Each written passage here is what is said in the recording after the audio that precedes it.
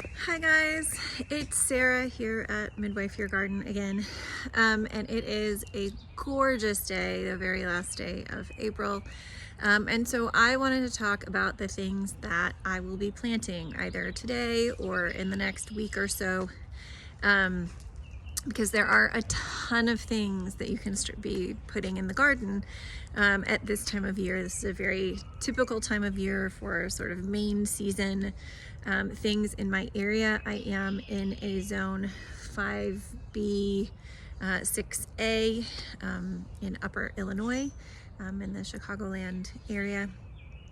And lots and lots of options. Things that I will be putting in by seed are, we will plant one cute little pumpkin plant. I don't know if you can see this. It's a Connecticut field pumpkin. These are your typical sort of jack-o'-lantern pumpkins. My family doesn't eat them, but they really like to carve them. So we will be putting in one or two of those in the next week. At the Far Garden, I put in some butternut squash yesterday. They tend to get a lot of squash bugs over there, but butternut squash is one of the greatest squashes for not having to deal with squash bugs or vine borers or any of the mean squash things. I also put a couple of zucchini plants in over there. I am not one of those people who grows far too many zucchini.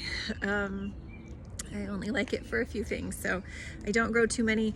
This year we're actually going to grow a few little decorative squashes too. We've got some little baby boo, little white pumpkins. They're little tiny ones, and then some baby bear. I think these are a little bit bigger. Orange pumpkins, just for fun. It's a great time to be direct seeding your cucumber plants. These are all things that you could start from seed indoors, but they do really, really well just from seed straight into the garden, so that's how I'm gonna grow them this year.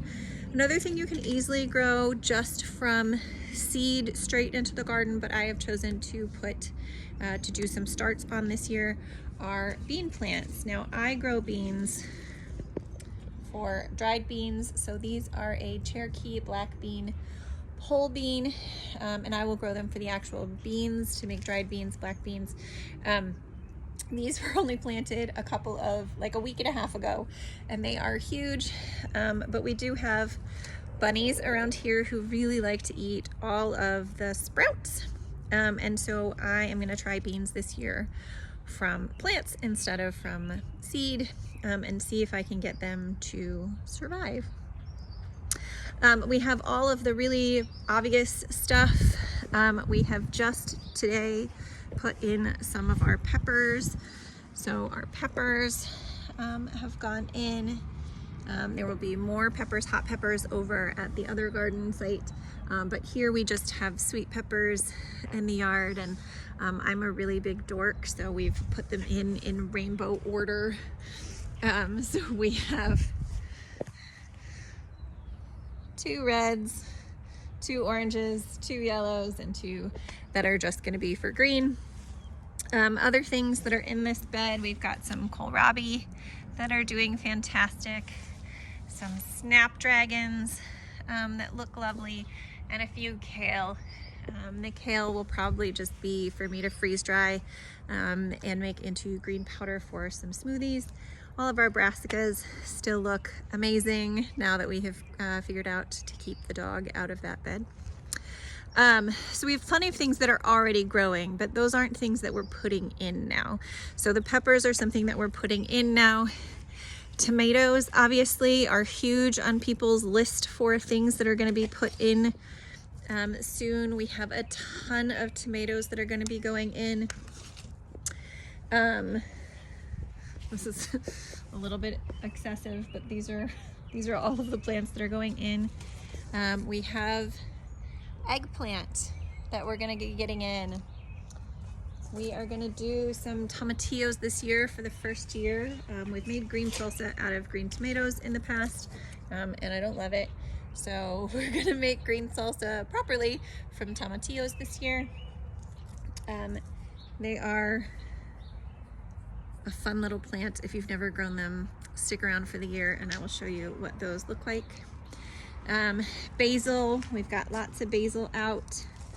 This really needed to wait for the warmer weather.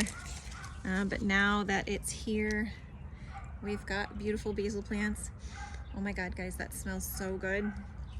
That are gonna be going in.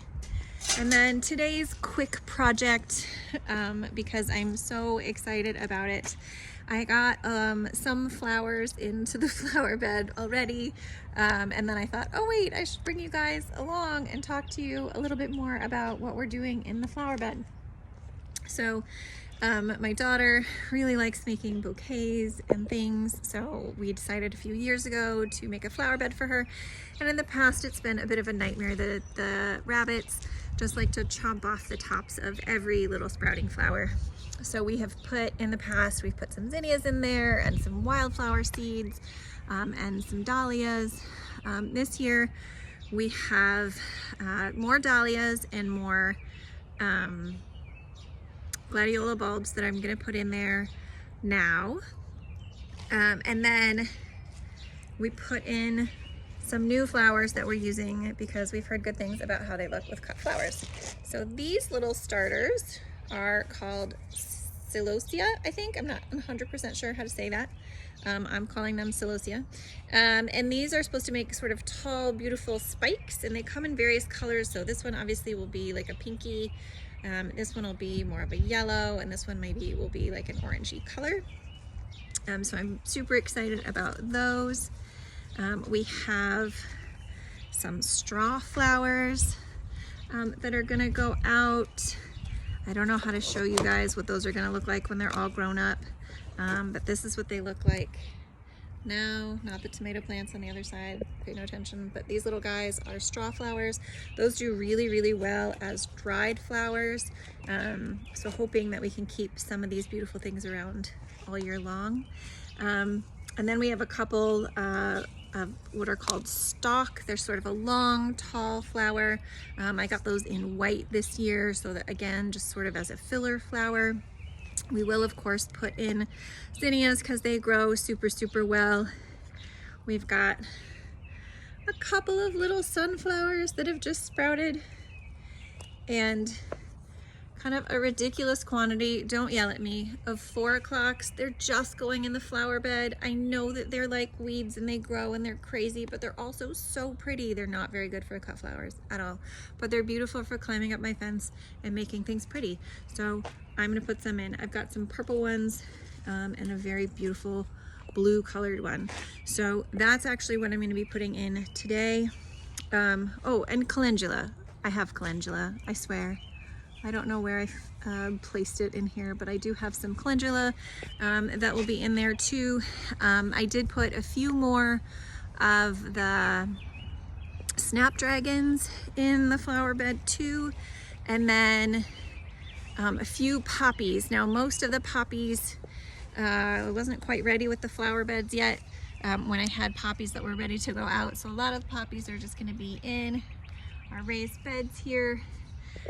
Making those a little bit more pretty, but we had a little bit of trouble in this flower bed already with the bunnies, so we have put up some new devices. I don't know if you can see, obviously that's our normal fence, but we also put up this extra layer of fence that just wraps around here just to try and minimize the bunny damage getting in there.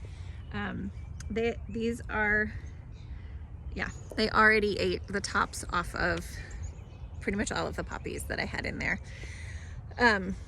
So that's what I'm gonna be spending a lot of today doing, is just getting my hands dirty and getting some more flowers in. I will try to bring you guys along for that, but again, my video skills are questionable, and I don't have a tripod. So if I can figure that out, I will stitch that along with the rest of this, but it's nice, it's warm, get out there and grow. All right, I'll see you guys soon. Hey folks, I did a pretty bad job of showing you how I was doing my flowers. So here we are gonna try for some cucumbers. The cucumbers are so easy to plant. All of my garden beds are topped with compost and blood meal every summer, and so really I just take 2 little cucumber seeds, put them in a hole, cover them up, my cucumber seeds spilled a little. So 2 little cucumber seeds in a hole. This is the garlic bed here. This will come out in a month or so. By the time these cucumbers are really up, kind of moving around, it will be time for them to be done. So, yep, that's how many hands I have. I will get better with tripods, I swear.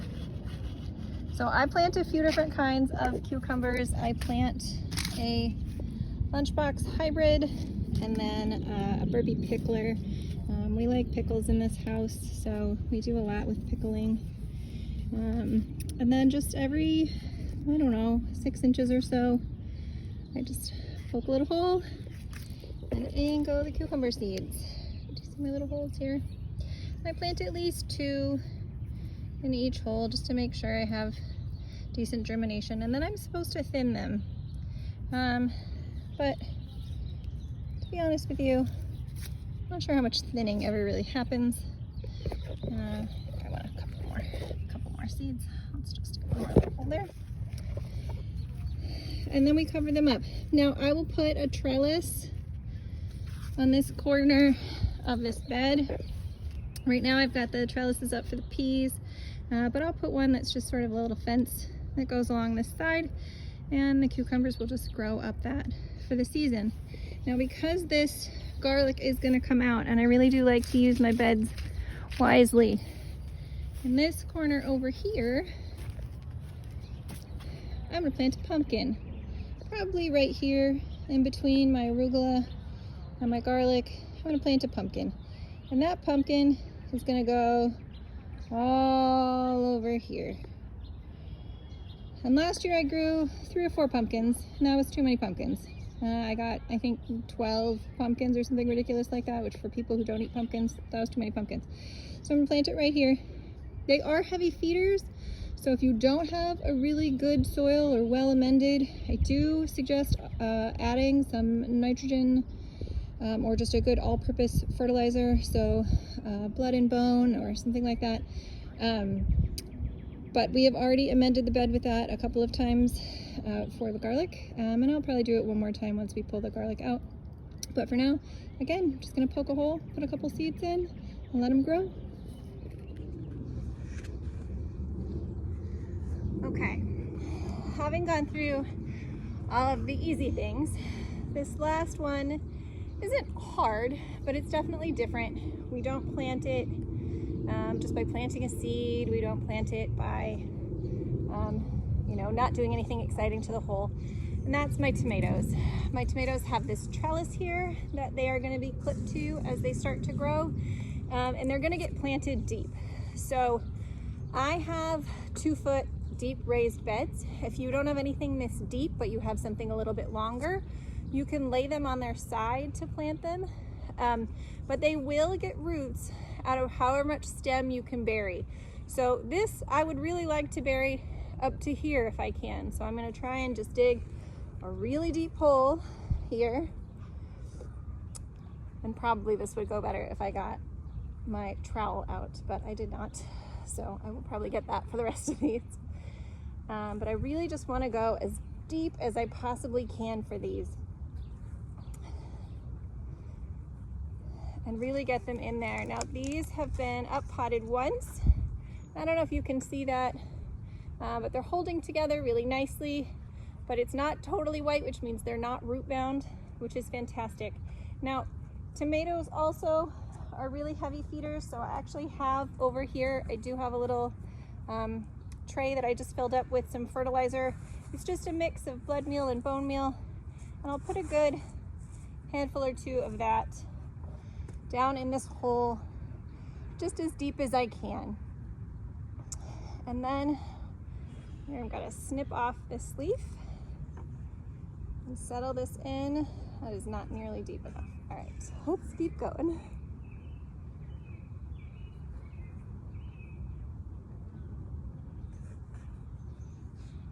All right, that's better.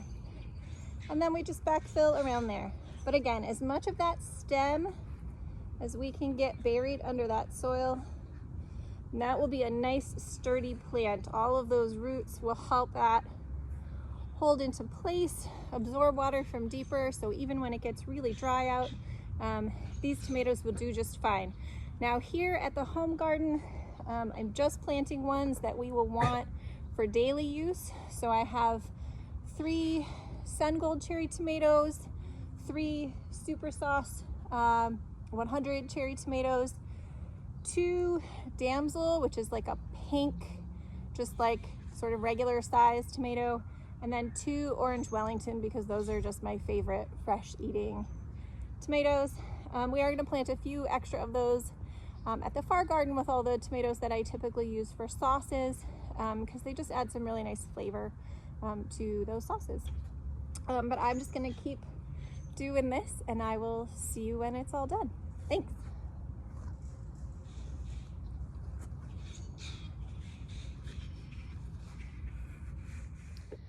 All right, so that is all those tomatoes in. Now it's pretty wet out here. They were pretty wet, so we're just gonna give them the briefest little watering in just to help get those roots settled a little bit. This fabulous device here is the trowel that I just used to do the rest of that. That was gifted to me by a coworker last year, 2 years ago. I don't remember, but thank you, Debbie. It's amazing. Shout out to Debbie Lesnick. And then I put a couple little, I don't know if you can see them in here, teeny tiny little marigolds that were planted from seed. They did not germinate terribly well, so I only have a couple of them in here, but I'll give everything just a nice little sprinkle. I put some of that blood meal and bone meal on everything, because spinach doesn't mind a little extra fertilizer. Now, these tomatoes are going to grow so much. This is a 4-foot wide raised bed, but these tomatoes are going to grow so much that I can't really plant much else in here. So I've got spinach in here now. That's really only going to grow for another month or so. And by the time the tomatoes are tall enough to do much damage, it really will be out anyway. It will be starting to bolt. So I will probably put a few basils and a few little bare spots that we still have in here. But most of them will probably go over there with the peppers. Again, that's the brassica bed. And then this is where I put those cucumbers, where I will get a trellis up as soon as I can lay my eyes on it. And we'll just give them a nice water. Seeds like to germinate when wet, so and that's where those pumpkins went. So that's it for today, guys. If we get over to that far garden, we will take you along for the ride and show you what we have going on over there.